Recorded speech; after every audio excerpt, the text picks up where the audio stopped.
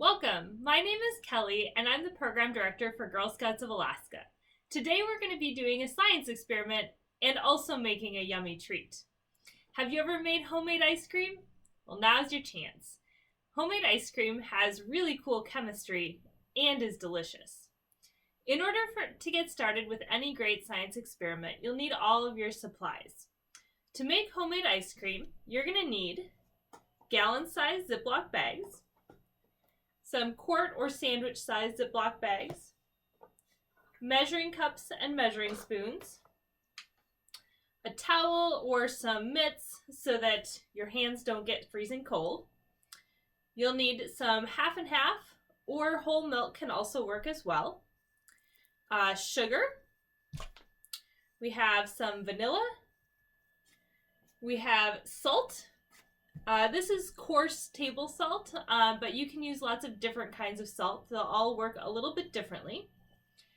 And you'll need some ice in order to freeze your ice cream. So to get started with ice cream, we're going to make 2 different batches so we can do a little experiment today. I have 2 cups here. I'm going to use these so that I can pour my ingredients in without my bag spilling over with all of the ingredients. If you have a friend or family member who can help you out, you might not need this step. Alright, I'm going to take my smaller plastic bag and I'm going to put it into my cup and fold it over. That way when I'm pouring all of my ingredients in, it's really easy, it stays straight up. For the second batch, we'll need another plastic bag.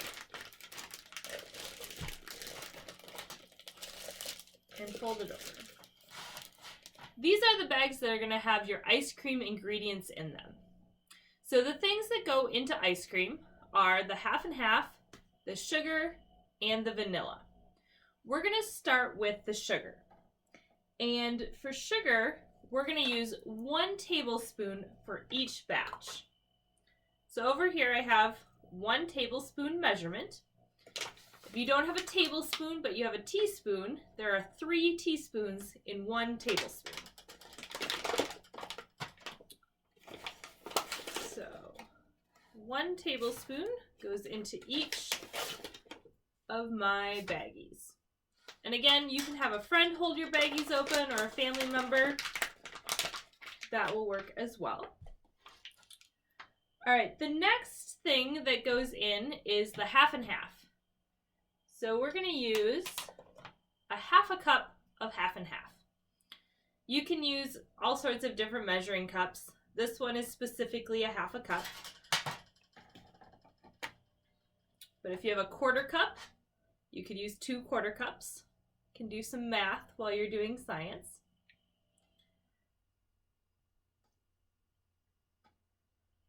So we'll carefully pour in our half a cup. There are also liquid measuring cups that might work better, but they're the same volume. All right. So we have half a cup of half and half in each of our baggies. And the last thing that's going to go into the ice cream bags is vanilla extract. We're going to need a 1/4 teaspoon or just a pinch of vanilla extract. If you end up with a little bit of extra, it's not going to make a big deal. That was probably a 1/4 teaspoon plus a few extra drops. Sometimes it comes out fast. All right, so those are our ice cream ingredient baggies. At this point, we're going to pull the tops up and get kind of the air out a little bit and zip them closed really well. This is important because you don't want the ice and salt mixture to get into your Ziploc baggie. I even like to double bag my ice cream to be sure.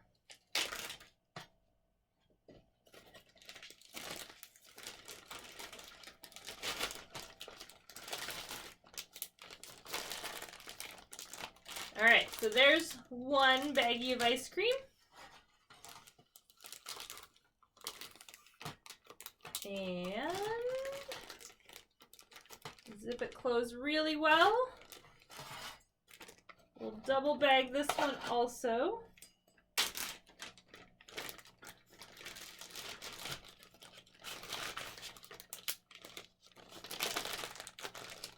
And 2 baggies of ice cream. All right, the next thing we'll need is our bags of ice in order to freeze our ice cream. So we'll set the ice cream bags aside for a second and get out 2 big gallon baggies. These are going to be what holds all of the ice. So it looks like we need 4 cups of ice cubes. So we'll try to use our cup, but ice cubes don't fit very well in a measuring cup. If you have a big liquid measuring cup, that might work really well. Otherwise, we'll use our estimation skills to see how much 4 cups is.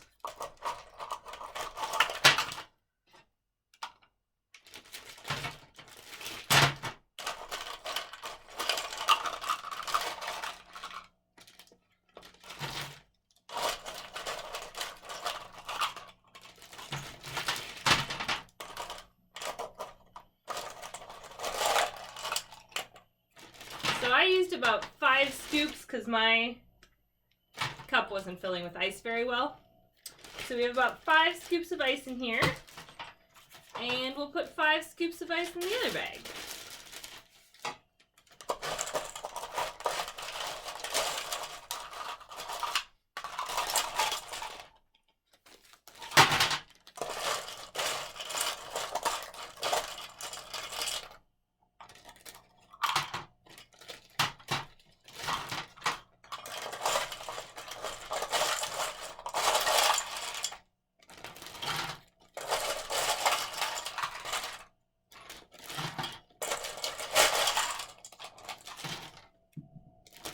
Alright, so now we have 2 bags. They have about the same amount of ice in them. So we'll set the ice aside. The next step is our variable for this experiment.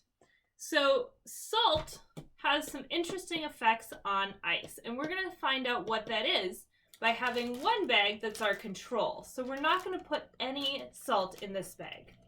The other bag we're going to add salt to and see how that changes the experiment. So we're going to take our 1/2 cup and we are going to add salt. So 1/2 cup of salt.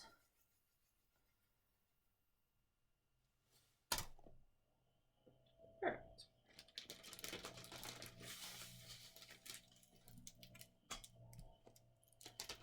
So I've poured my 1/2 cup of salt in with this bag of ice.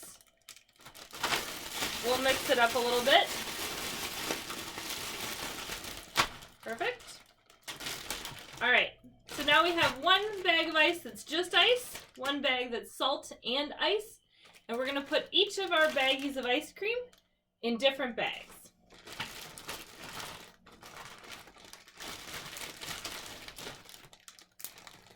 Then we'll zip them tight.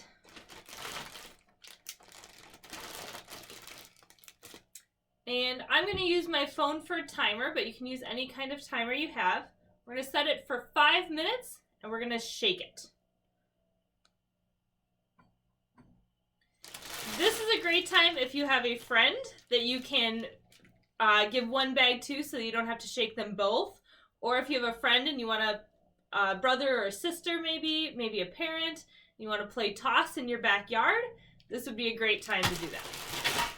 I'm going to try and shake both of them for the purposes of the experiment.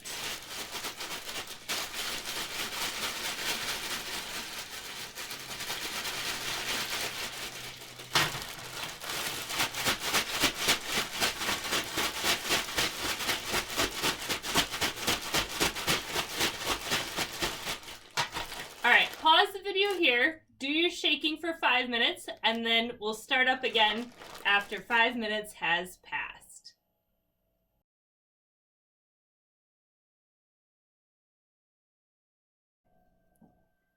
Alright, 5 minutes has passed for my experiment. This is a good time to check on your ice cream and see how it's doing and see what kinds of observations you can make. So before we open our bags, let's take a look at what the ice looks like in each of the different bags. This is my bag that had the salt and the ice, and it's pretty liquidy. It's really cold. And it still has some intact ice cubes. What does yours look like? This bag is my just ice bag. There's no salt in this one. And what do you notice?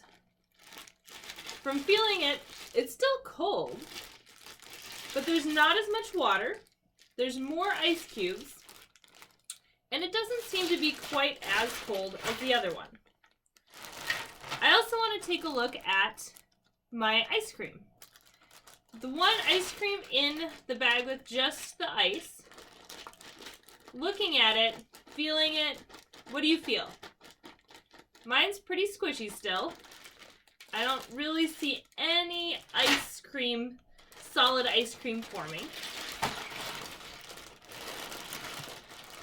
The bag with my salt and ice. If I take it out, this one is also pretty liquidy still, but it seems to be forming a little bit of solids. So for both of these, it seems like they need more time in ice cold water shaking. So we're gonna give it another go. Remember, if you have cold hands, use mitts or a towel or something like that to protect your hands during this experiment. So we're gonna shake some more and we'll come back and check probably after another 5 minutes.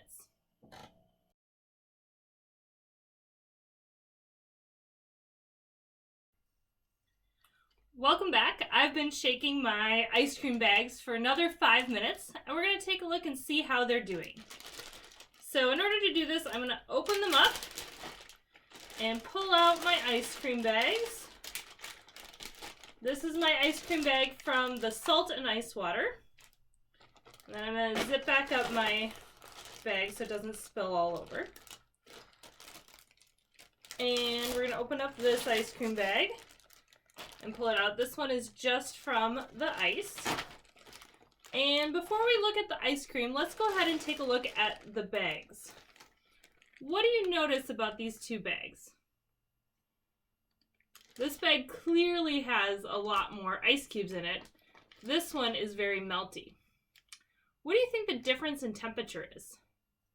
If you have a thermometer, this would be a cool way to check out what the temperature is. You can also just touch the bags and see if you can feel a difference. To me, when I feel them, the bag of water is actually colder than the bag of ice. We'll talk more about why that might be happening. Let's set the bags of ice aside for a second and take a look at our ice cream. So we'll start with the ice cream that was in the bag with just ice. So I double bagged mine, so I'm going to take it out of the bag. So take a look. Looks pretty liquidy still. What does yours look like? Okay, we'll set that one aside. Let's check out our ice cream from the bag with the ice. So this one, your hands might be salty from touching the bags of salt water. So it's a good idea to dry off your hands. It also is not a bad idea to dry off your bag on the outside. Just a little bit at least, so that you try and minimize the amount of salt that gets into your ice cream. Especially if you want to eat it, which I definitely do. So let's take this out. So it's kind of hard to see, but this is not nearly as liquidy as the other bag. So when I open this up, I'm going to grab my spoon somewhere. Here it is. I can actually grab my ice cream, and it is more solid than the other one for sure. Now, the longer you shake it, the more solid this is going to get. So it's definitely edible at this point. Tastes really good. But if you want your ice cream even more solid, go ahead and zip it back up and shake it in that bag with ice water and salt for a little bit longer.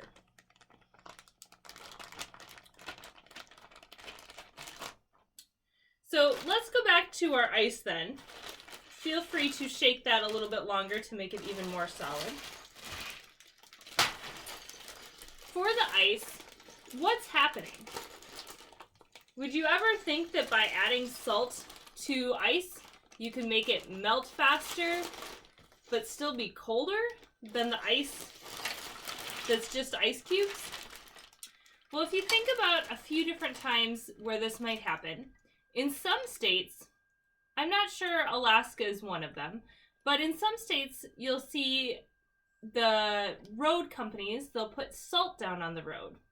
Or you might see salt and gravel mixtures that you use on sidewalks or things like that. And that's because the gravel gives you traction. We see a lot of that in Alaska. But the salt part of it actually makes that ice melt even if it's colder out than 0 degrees Celsius. So water normally freezes at 0 degrees Celsius or 32 degrees Fahrenheit. But water that's mixed with salt actually freezes at an even lower temperature. So water in the oceans won't freeze as fast as water that's freshwater in lakes or things like that. If you want to do another experiment, you could try taking salt water, so your salt water mixture from your ice cream bag, and regular tap water, and putting it into ice cube trays and try it out in your freezer. See which one freezes faster, and you could see at what temperature those ice cubes might freeze. So there's a little chemistry, a little science, and a little tasty treat involved in this week's STEM experiment. This experiment could also count towards your STEM in your backyard patch if you're working on the STEM patch of the month for Girl Scouts of Alaska. And you could also take it one step further and add some chocolate sauce or sprinkles to your ice cream once it is fully frozen. I'm going to give it another good shake and see if I can get it just a little bit more like ice cream.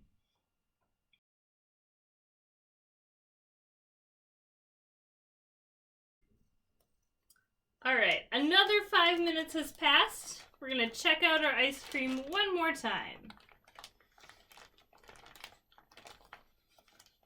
All right, we have some pretty solid ice cream.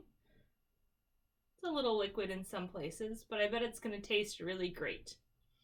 I also want to let you know that the other bag of ice cream that didn't freeze doesn't go to waste. Go ahead and put it in the saltwater bag, or the salt and ice bag, and give it a shake.